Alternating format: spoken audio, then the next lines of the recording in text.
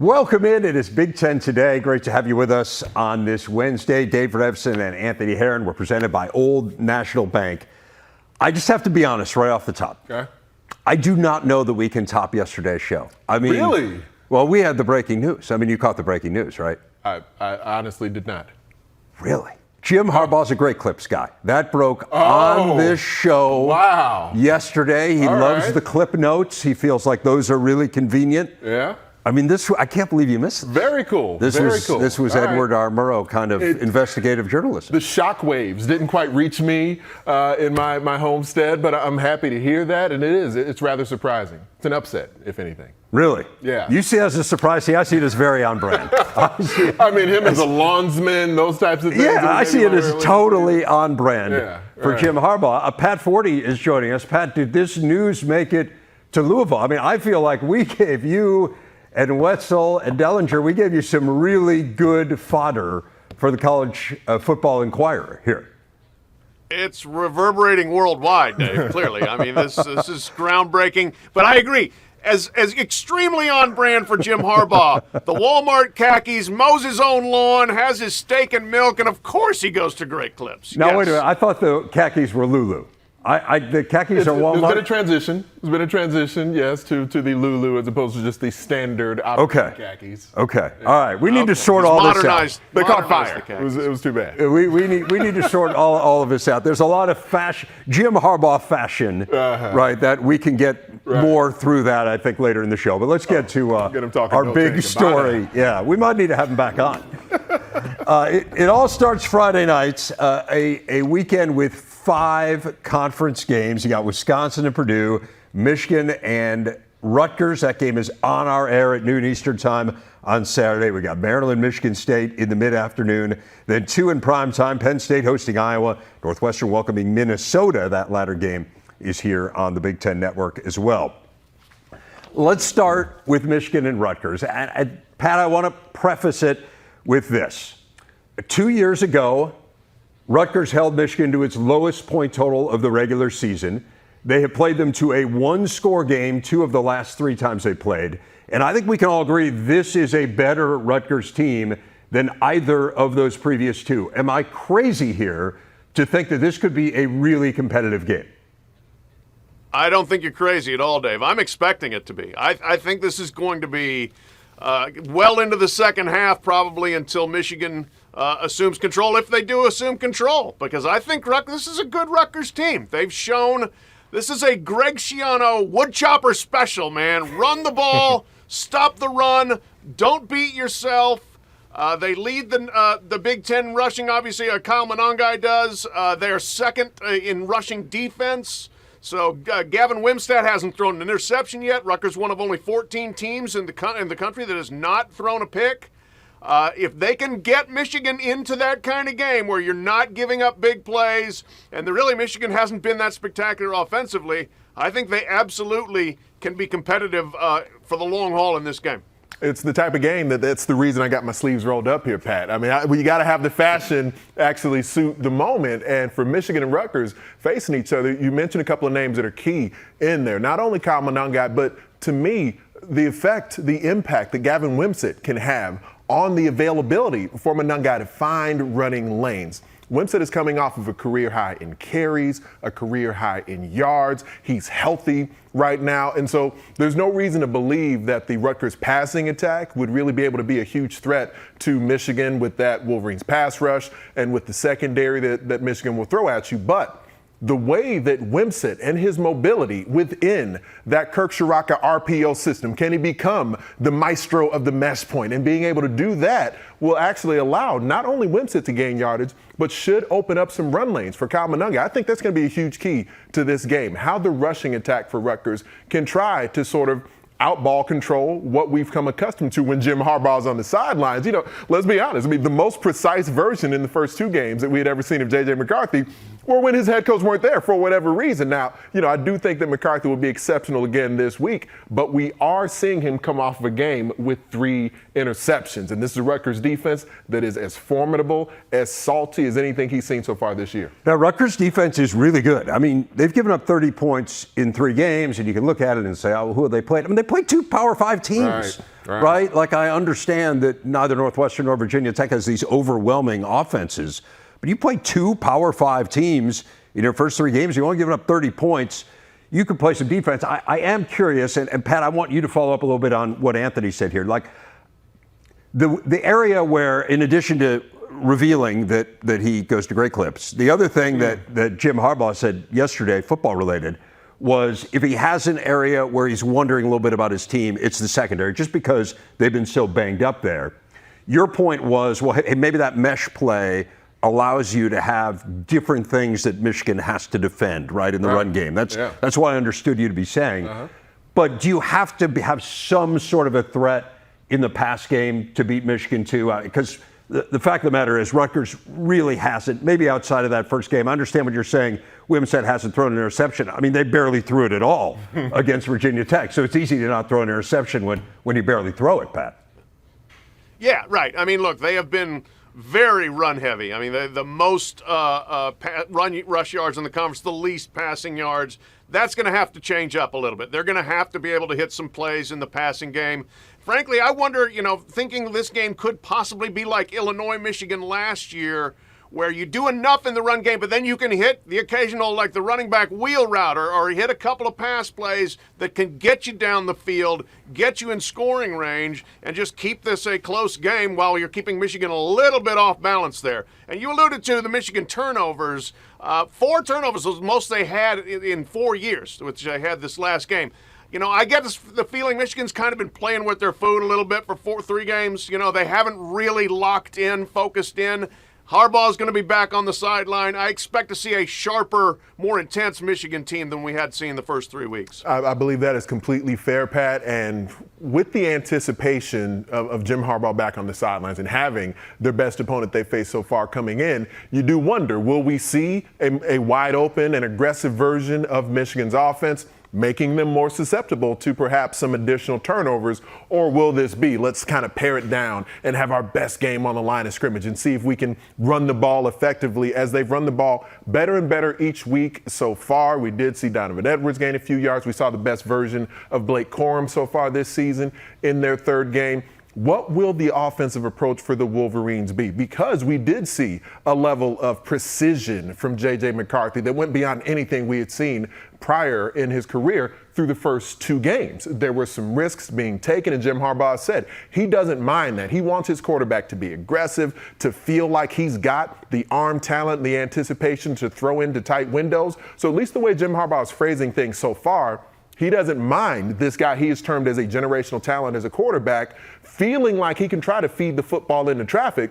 But if you give Rutgers additional possessions, you give them additional life, juice, momentum in game, and especially if the field position ends up factoring into that. We know that there are a few coaches in the Big Ten and in college football, more so than Greg Schiano, maybe just Kirk Ferentz, who values complementary football more so than Greg Schiano. And so with that in mind, whether it's field goals or just short field attack pass type touchdowns, that can be a key. Michigan does need to protect the football against Rutgers, but if they're wide open, it is susceptible to more turnovers. I am really fascinated by their run-pass balance and kind of where they end up with this team, because it was obvious in those first couple games they were trying to accentuate J.J. McCarthy. It has been at the expense of the run game. Like, you think about this. They only had 2 games last year where they did not outrush their opponents by 100 yards.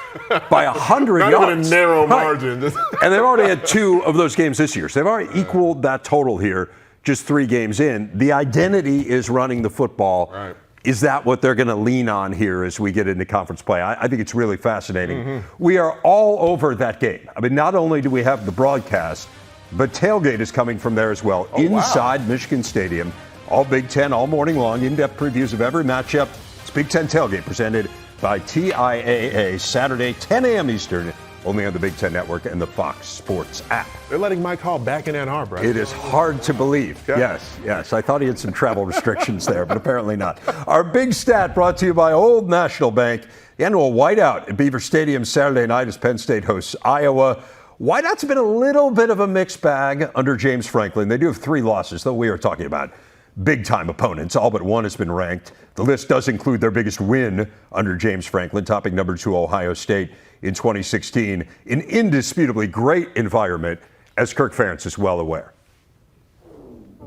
On the road, it's about as good as it gets in college football to play at State College. It's a great football environment, and then throwing a whiteout on top of it. We've been through a couple of those now, and just in general terms, if you love college football, it's just one of the great venues and great experiences, great opportunities from that standpoint. But if you're the opponent, obviously it adds to the degree of difficulty.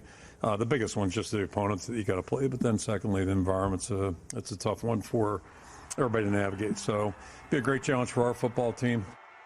We are very appreciative of having one of the best environments in all of sports, and we're very appreciative of the whiteout and what it means for this community and the state and really for college football.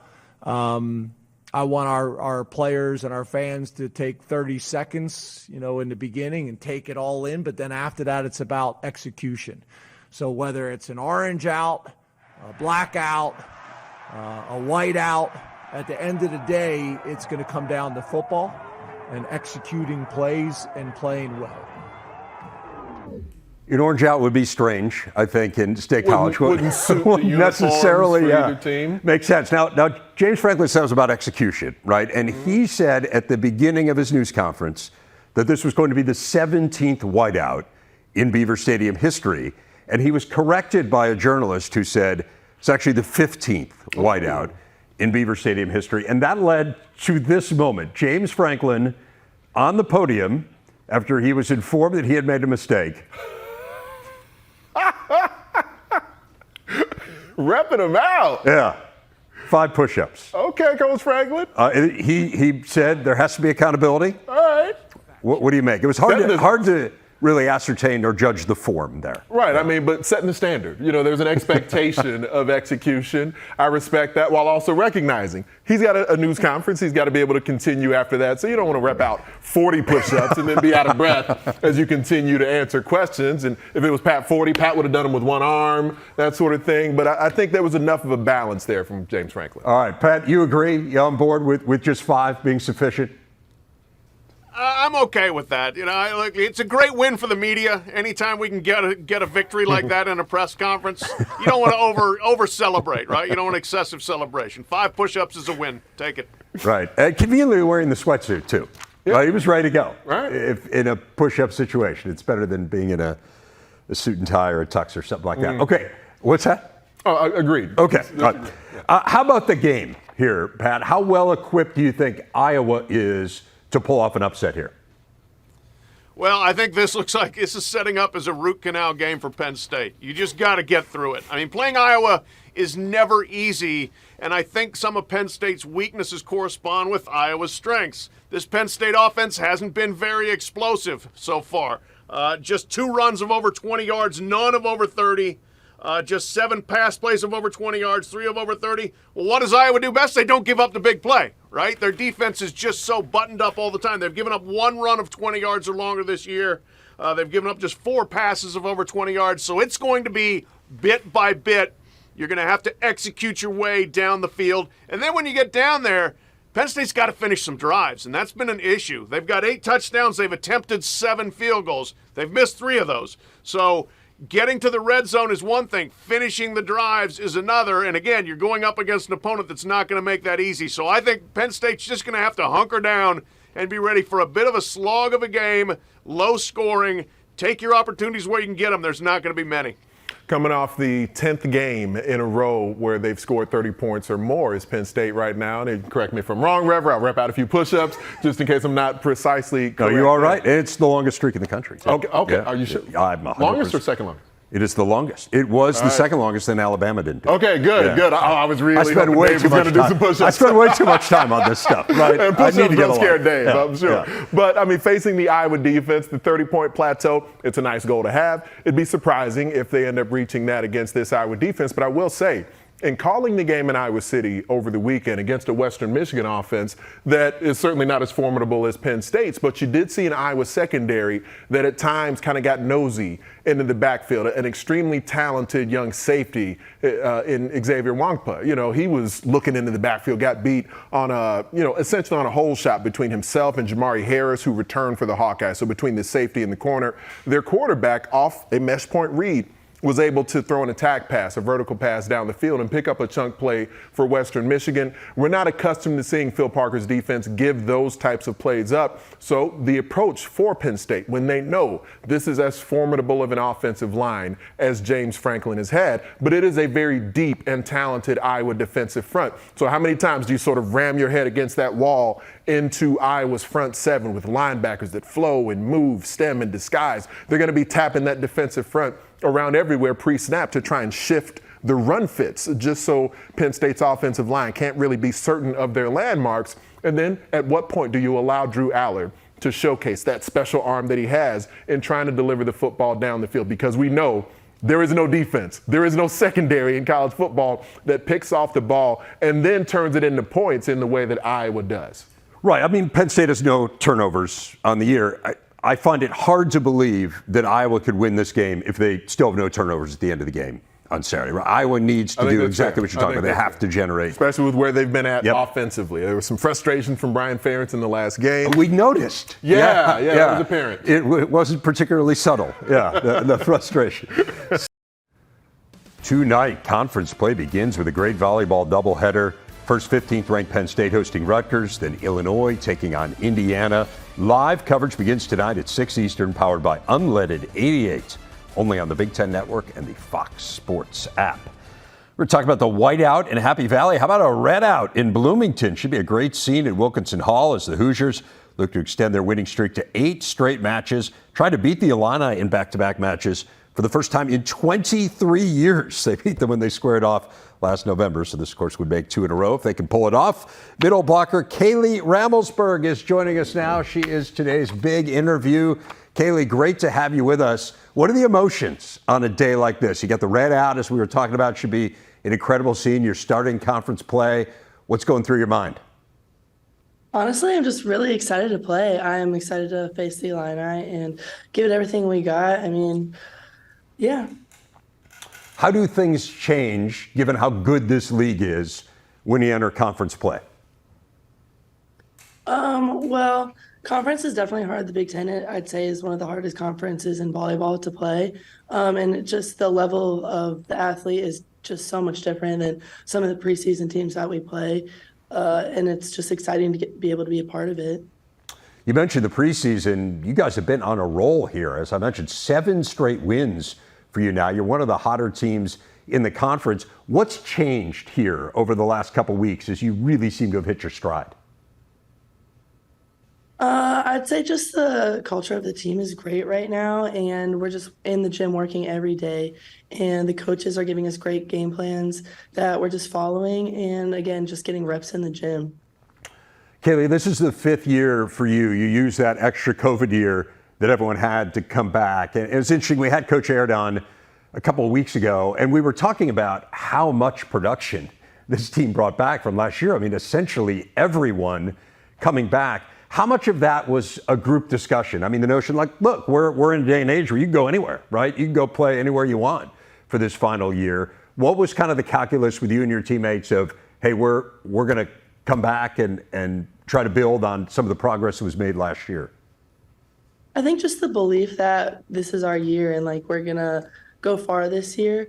Just I have a lot of faith in my team and I love them so much. And I think that, again, the culture is just great and we're ready to play. When you say the culture is great, like how does that manifest itself? Give people an idea of what a great culture looks like in a program. I think coming early and staying late, just everybody has each other's back. Everybody loves each other. The coaches have your back. everyone's always there for you every step of the way, and they give you their all, and they trust you to give you your all as well. So. Kaley, when you said you were coming back, I was looking through your social media, and you referred to it as your grandma season. Are you given any grief here for being like one of the senior citizens on this team? Oh, every single day I get made fun of for being 23 years old with the 19-year-olds, and it's just weird being so much older than them, but it's fun, and we love to joke about it, but I'm so happy to be here for my grandma season. So you're still calling it grandma season? Oh, yeah. So you're in grad school. What are you working on in grad school? I'm actually not in grad school right now. I'm just taking it's just like another semester. What? Yeah, it's a certificate program, just so, because after I'm done with this season, I'm hopefully going to go play pro. So. Got it. All right. So you started your career at High Point. You were a really good player there. You were the conference freshman of the year. You were all conference the next year.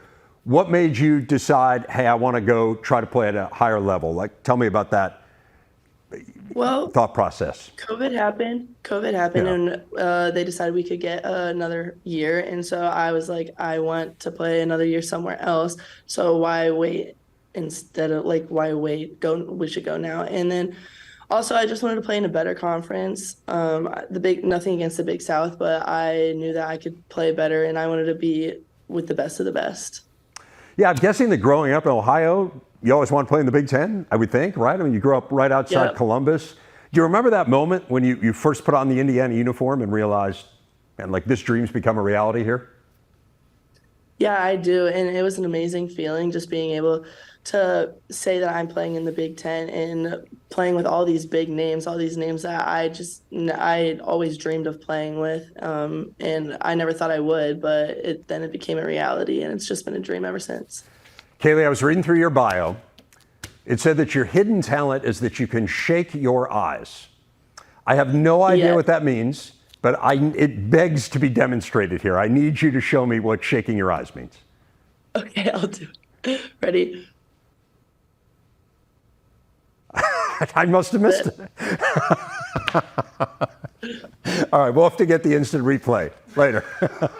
Yes. You said you want to be in the CIA. What appeals to you about being a CIA agent?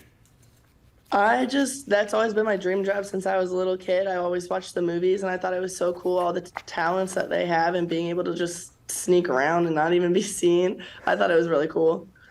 All right, last question for you. I don't want you to look past the match tonight. I know Illinois is really good.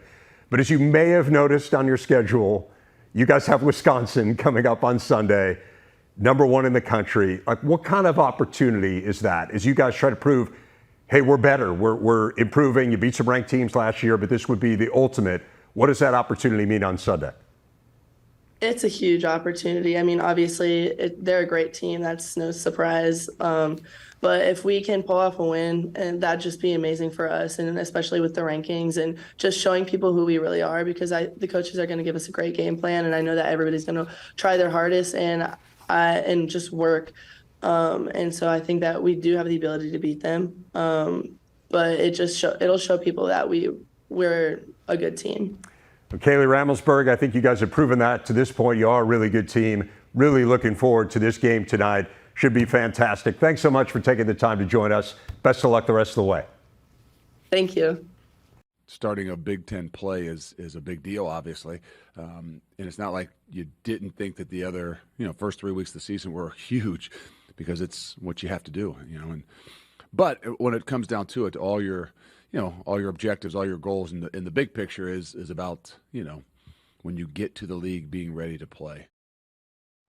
That is the challenge for everyone. League play starting here for the Badgers and Boilermakers. I'll tell you, Pat, I mean, you think about how wide open the West is. Every one of these games is so significant. Obviously, a lot of people think Wisconsin could challenge for the title. They were the preseason unofficial media pick. Why not Purdue? I mean, everyone has to feel like they're in the conversation here. Sure, absolutely. It is wide open, and home field advantage can mean a lot. And a Friday night in Ross-Ade Stadium, I think it's going to be a pretty zesty crowd. Really, Dave, I look at it and say there's one way to take that crowd out of it if you're Wisconsin.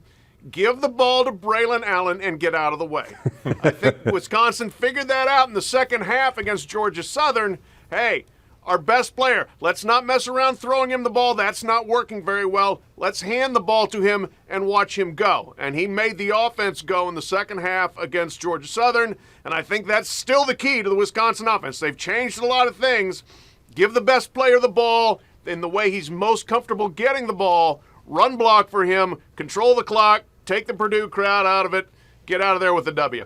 And if anything, just through a few games so far of not only Luke Fickell as the head coach, but Phil Longo as the offensive coordinator and play caller, it does feel like that they're willing to adjust in game to what's working. And frankly, whether it's the collegiate or the professional level, there's a lot of offensive play callers who don't seem to master that aspect of it. And I have been impressed with that from Phil Longo, just being willing to say, here's what's working. So let's focus on that. Let's do what the players are most adept at, and that's been beneficial to Wisconsin. And coming off the performances of each of these teams in their last game out, Purdue began turning the football over. Wisconsin really effective at taking the football away, creating additional possessions for their offense. So that's a key cog, certainly, in what the formula will end up being this week. I do believe it's a Purdue defense that has started to figure some things out with Ryan Walters, although the mesh point, the QB run game was a big part of what damaged them against Syracuse. So then how, if you're Purdue, do you go about where, in the initial game of the season, it was more about some misfits in the passing attack and some eye discipline issues there.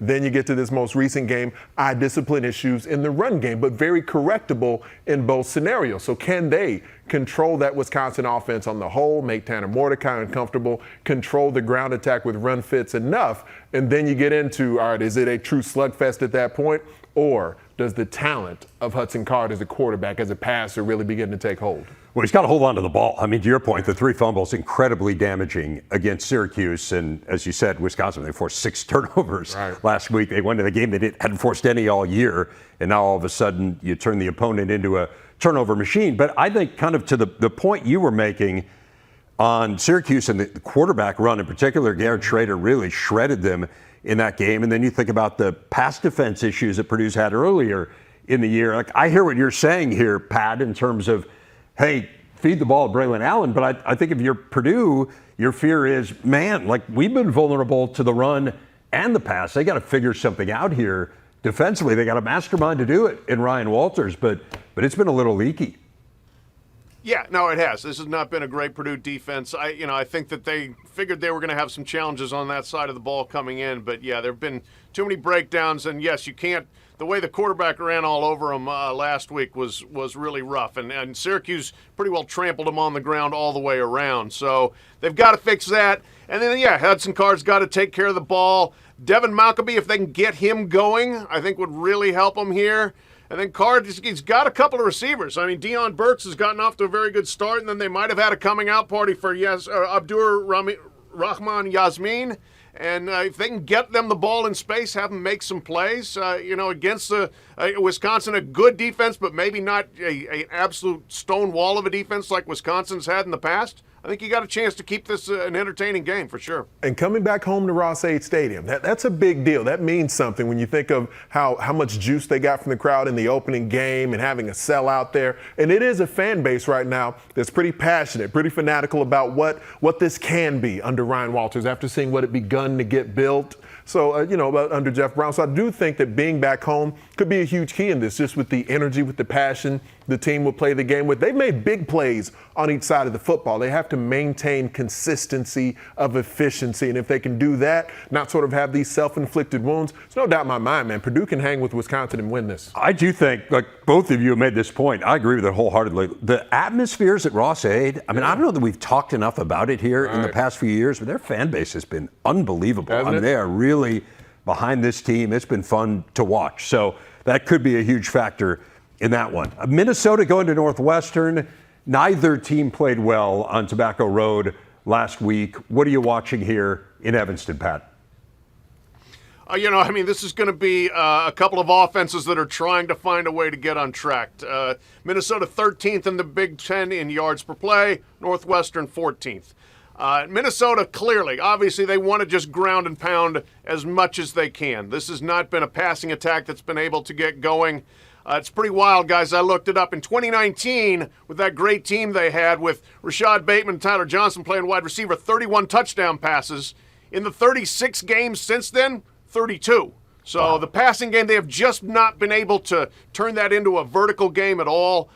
So you got a great running back to rely on. It looks like Darius Taylor, the next really good kind of lunch pail running back for Minnesota.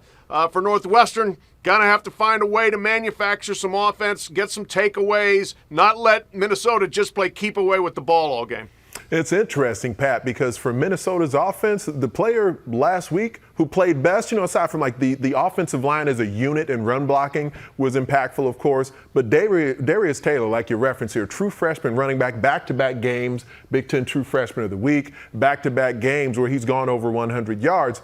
And he's a guy who really didn't even play in the opener. So they knew he was talented, but then as he's been thrust into the lineup more and more, they've been able to rely on him running the football. But it's been some of the more veteran players on the team that haven't done as much, haven't played as well. I'm looking forward to calling that game this weekend just to see how does Ethan Kaliak-Manis respond to a performance that he put on himself last week on the road. Minnesota had opportunities in that game against North Carolina. There were some open shots, some post routes coming scot-free across the field that he missed. He and Brevin Spanford, one of the more talented tight ends in all of college football. Big 6'7" frame. He's kind of sailing balls over his head and just clean drops from Brevin Spanford at times in that game also. So it was really the veteran players who didn't respond as well. A defense that did what they could to try to keep them in it against one of the most talented quarterbacks and passing attacks in the country from UNC. And then from North Carolina's perspective, guys, from Northwestern's perspective, I feel like getting home for them, and then also now that you do have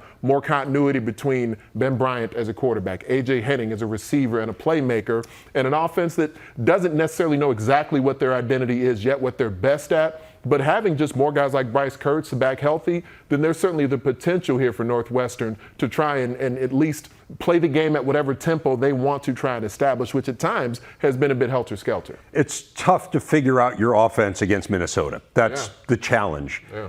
There's certainly some potential there. I think we saw it in the UTEP game. I'm interested to see how energized Northwestern is, right? They were flat in the Rutgers game, maybe understandably, then came home and really played well against UTEP, and then were a little flat again against Duke. So maybe being home students on campus for the first time all year, you're under the lights, all that stuff, maybe that gets them fired up a little bit. What about Maryland and Michigan State?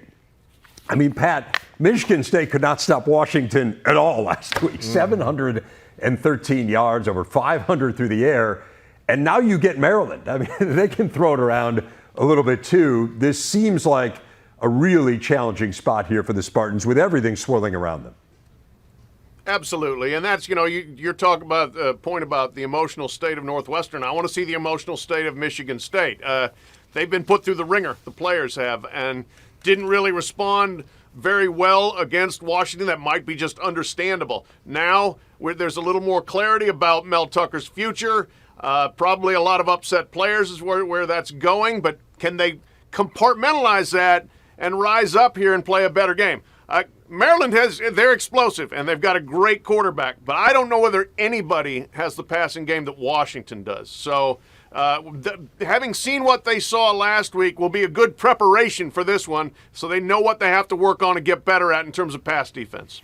And between the lines of scrimmage, that's where, to me, Michigan State had looked maybe most pleasantly surprising from a Spartan perspective in the first couple of games there. And Maryland, getting to watch them in person, that was where I was pleasantly surprised by where all the experience that they had lost on the offensive line from the previous season actually looked really good early in the season for the Terps. And then their defensive front with some transfer portal guys coming in was pretty formidable as well. So that line of scrimmage matchup I'm really intrigued by here, because in the Big Ten East Division, maybe the deepest division in college football, whichever team between these two can show that not only do they have a passing game that can get something done and maybe some versatility on offense, but which line of scrimmage, which offensive line and defensive line performs at the highest of levels, will not only decide this game. I think skill position talent on the whole, yes, advantage Maryland there. But if Maryland's going to be a team that can contend in the East against some of the best in this division, if they go out there and say that, I don't care how much you brought in the transfer portal, Michigan State, we can hang with you and maybe outperform you on the LOS. Now we're going to start to talk about Maryland in a different light.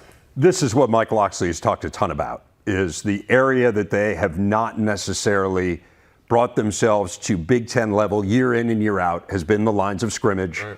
He was wondering about the offensive line when we were there. So far, pretty good. Pretty good. Yeah. And then defensive line, they lost a lot from last year. They too plugged a lot of holes with the portal. But I do think if you're going to pass Michigan State, right, if you're going to find yourself kind of more towards that high middle of the Big Ten East, this is one of those games you got to win, particularly with the state of the Spartans. So pretty interesting next couple weeks for Maryland as they try to get to 5-0 heading into that game in Columbus. That would really be something. Should be quite a scene in South Bend on Saturday. Ohio State visiting the Irish, first time since 1996 that the Buckeyes have played in South Bend. And if you haven't noticed, if you haven't been paying attention, Notre Dame is really good. So how important do you think this game is, Pat, for the image of the league in terms of being the highest profile non-conference game the Big Ten's going to play? Yeah, no doubt about it. This is a big spot for Ohio State and for the Big Ten in terms of league-wide credibility. Notre Dame's been excellent so far. Balanced team on offense, very good on defense. Lead the nation in pass efficiency defense. Might be a little bit of a hollow stat if you look at who they played against.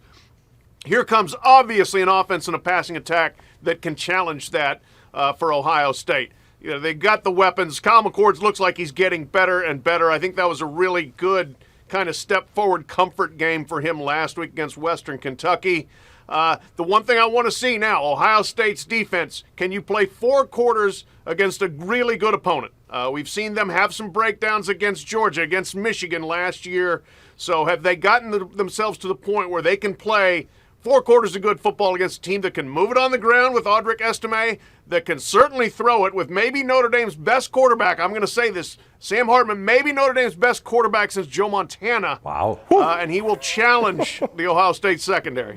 Wow. It's a big statement there, Pat Forty says Joe Montana. I was talking to Paul Burmeister, the voice of Notre Dame and former Iowa quarterback. I was talking to him this morning on Big Ten Radio. And one thing he pointed out, even looking back at last season's game in that hostile Columbus atmosphere, was the defensive approach and finding moments of aggression, and the way that Ohio State's passing attack led by C.J. Stroud was able to, on some third down blitz scenarios, still be able to deliver the ball on time, in rhythm, to those great wide receivers. But some of that falls on the quarterback as well. And now seeing some of the growth of Kyle McCord and Al Golden, Notre Dame's defensive coordinator, what will he try to throw at that Ohio State passing attack? Will he try to get after with additional blitz and pressure, get after a young quarterback, going into a hostile environment, making his really first hostile road start? That'll be a big part of the key. Not only the physical pressure, that kind of duress that you can put Kyle McCord under, but the mental pressure that goes with that as well. This will be the first test that we see him have to withstand in that way. But it is a new offensive coordinator, a new approach on that side of the football for Notre Dame. And to Pat's point, whether or not this is an Ohio State defense and Jim Knowles and the way we've seen them begin to grow and build this season, it's gone underappreciated how well the Buckeyes have played on defense so far, because we've all paid so much attention to what's happening at QB. No, and the secondary has been really good. I mean, this feels like an enormous test. It feels like an enormous test to me for the defensive line. Like, Notre Dame is really good on the offensive line. And if you have a quarterback of the talent that Pat has described Hartman being of, and again, he's having an incredible year. Mm-hmm. If you have that level of talent at quarterback and he's got a lot of time, that would be a problem. Ohio State didn't have a ton of sacks in the game against Western Kentucky, but they got some pressure on the quarterback, who's a really good quarterback. Austin Reed's really good. Western Kentucky could throw it around, I don't want to say with the best of them, but with the very good of them, right? Yeah. And they weren't able to do that against the Buckeyes, but that to me is the test. Can you make Hartman uncomfortable? And that's where, Jack Sawyer and JT Tuimoloau, we've seen at this point, they're not guys who are going to put up the sack numbers of Chase Young or of the Bosa brothers, but they're both at points in their career where they're very impactful, and even the interior of their defensive front. They impact the pocket. They condense passing lanes. And what Hartman is best at, it's not because he's got a huge arm, but he does throw on time, in rhythm. He knows decisively where to look to go with the football. And so that's secondary. There may be times where Ohio State, where Jim Knowles says, you know what, we're not going to necessarily bring additional heat. We want our front seven to control that Irish ground attack, and then the secondary will be left back in coverage. But you're seeing a guy like Denzel Burke playing his best football, getting back to the guy he looked like a couple of seasons ago, and Igbenogson. They've got talent on the back end who's now back to playing at a high level. So I love the matchup that this will end up proving out to be. Right, and this to me, and Pat, we'll let you have the last word on this, but this to me is kind of one of those measuring stick games, right? We know Ryan Day, 48-6. These are the games you're measured by. There's 2 or 3 a year, and it's the defense, I think, that largely has fallen short here in the big games, certainly in the big games last year, as you were talking about, Pat. So can that defense step up against an elite offensive opponent? Yeah, and that's what we're going to see in Ohio State. Yes, the expectations are as high as they can possibly get every year. I did something in the 40-yard dash this week, going through the Big 7 games, which side freaks out more if they lose? And the answer is always Ohio State, unless Alabama's involved. So, the fan base does not find any acceptable reason to lose. Even a road game in South Bend by the side of the Golden Dome, tough task against a good good Notre Dame team. The Ohio State fans expect to win. They have the talent to do it. We'll see if they have the consistency and the toughness for 4 quarters. In fairness, the Alabama fans freak out if they win, too. Right. Absolutely true. All right, so let's just call it as it is. Hey, there's some really sad news to pass along in the Big Ten. Today, we have learned that Rutgers basketball star Phil Sellers, all-time leading scorer for the Scarlet Knights, has passed away. Sellers averaged a double-double for that amazing Final Four team back in 1976. He's been having some serious health issues. He had a stroke last week and was just unable to overcome it. Phil Sellers, 69 years old. May he rest in peace. We'll be right back.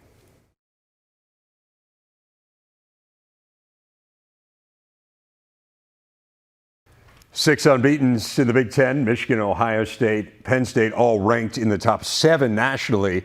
But what about the other 3? Iowa, Maryland, Rutgers. Only the Hawkeyes are ranked. The outside world not necessarily completely sold. I'm interested in how sold you are. The inside world. Yeah. Pat, we will let you get the first word on this. What do you think of those 3?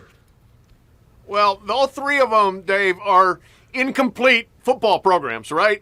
They've all got an area where they're not quite at the level of the big 3 that you talked about. For Iowa, can you throw the ball? Can you score? Rutgers, similarly. Can you throw the ball? Can you score? Maryland, can you stand up in the trenches? We haven't seen enough to know for sure, but Iowa is the best of the 3 at overcoming having a glaring weakness because the rest of the program is so strong, right? Defense, special teams, identity. Rutgers, though, I really am intrigued by what Schiano has going on there this year. I think they are a bowl-bound team, and I think they're going to be a tough out for several people starting in the Big House. I think Michigan wins, but not going to be easy. And to have Iowa's special teams, to your point, Pat, I mean, back-to-back weeks were not only a pick 6 on defense, but a block kick a couple of weeks ago, block punt this past weekend. And so you're seeing those other phases of the game really show growth, but also the offensive line and the rushing attack showing growth.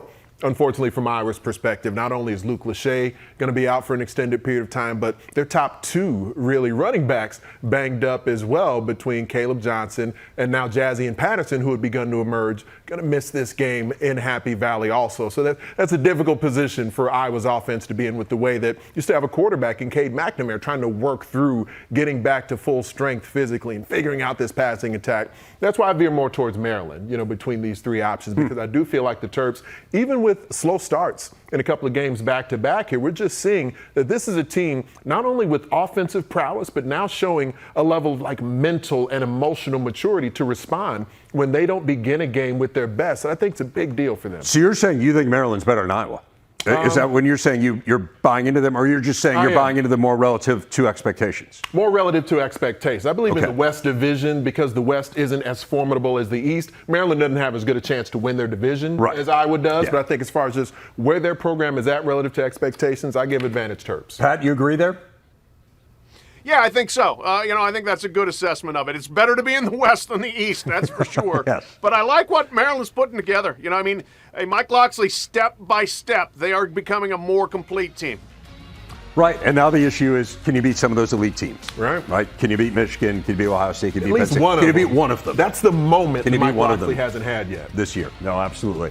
This was a ton of fun. What do you say we do it again next week? I would love to. All right, everyone's on board. See you tomorrow when I'm joined by Jake Butt.